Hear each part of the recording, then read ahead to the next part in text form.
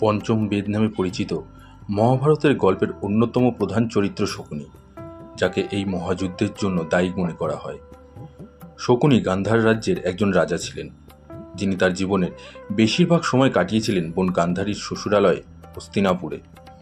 শকুনির বোন গান্ধারীর বিয়ে হয়েছিল ধৃতরাষ্ট্রের সঙ্গে। তিনি ছিলেন হস্তিনাপুরের রাজা, ধৃতরাষ্ট্রের ভগ্নিপতি ও কৌরবদের মামা। শকুনি সম্পর্কে বলা হয় যে তিনি পাশা খেলায় কখনোই হারেননি। তার বিজয়ের রহস্য লুকিয়েছিল এই পাশার মধ্যেই। শকুনি দুর্যোধনের মনে পাণ্ডবদের প্রতি বিদ্বেষের বীজ বপন করেছিলেন এবং এমন পাশা খেলেছিলেন যে পাণ্ডবরা তাতে সর্বস্ব হারিয়েছিলেন। এই খেলার পর কৌরব ও পাণ্ডবদের মধ্যে মহাভারতের মহাযুদ্ধ সংঘটিত হয়, যাতে কুরু রাজবংশ ধ্বংস হয়। কুরুক্ষেত্রের মহাযুদ্ধে কৌরবরা যে পরাজিত হবে তা শকুনি ভালো করেই জানতেন। মহাভারত বারবার শকুনিকে খলনায়ক প্রতিপন্ন করার চেষ্টা করলেও আসলে তিনি প্রথম থেকে খলনায়ক ছিলেন না। শকুনির বোন গান্ধারী খুব স্নেহ করতেন তাকে, এবং বিশ্বের প্রতিটি ভাইয়ের মতো তিনিও চেয়েছিলেন যে তার বোনেরও যেন একজন উপযুক্ত ব্যক্তির সঙ্গে বিয়ে হয়, বোন যাতে চিরসুখী হয়।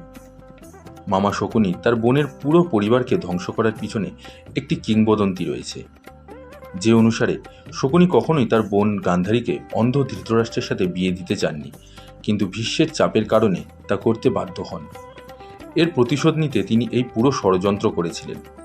যে পাশার সাহায্যে তিনি এই কুরুক্ষেত্রের ভয়ঙ্কর যুদ্ধ ঘটিয়েছিলেন তার গল্পটি বিস্ময়কর। বিয়ের পর গান্ধারীর সাথে সম্পর্কিত একটি সত্য জানতে পেরে ধৃতরাষ্ট্র এতটাই ক্ষুব্ধ হন যে তিনি গান্ধার রাজ্য আক্রমণ করেন এবং শকুনির পুরো পরিবারকে বন্দী করা হয়। কারাগারে বন্দী সকলকে এত কম খাবার দেওয়া হয়েছিল যে তারা ধীরে ধীরে অনাহারে মারা যেতে থাকে। এমতাবস্থায় শকুনির বাবা সিদ্ধান্ত নেন যে তিনি কনিষ্ঠ পুত্রের জীবন বাঁচাবেন। এই কনিষ্ঠ পুত্রটির নামই ছিল শকুনি।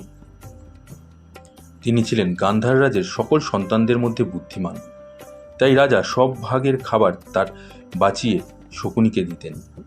ভবিষ্যতে গান্ধার রাজ্যের ওপর হওয়া অন্যায়ের প্রতিশোধ নেওয়ার জন্য তিনি এই কাজ করেছিলেন, এবং এই প্রতিশোধকে বাঁচিয়ে রাখতে তিনি শকুনির একটি পাও খোড়া করে দিয়েছিলেন।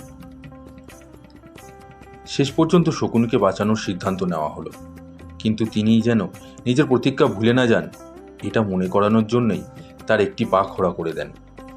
শকুনির বাবা যখন বন্দিশালায় মারা যান তখন তার ছেলেকে তিনি আদেশ দেন যে তার হাতের আঙ্গুল দিয়ে যেন পাশা বানানো হয়।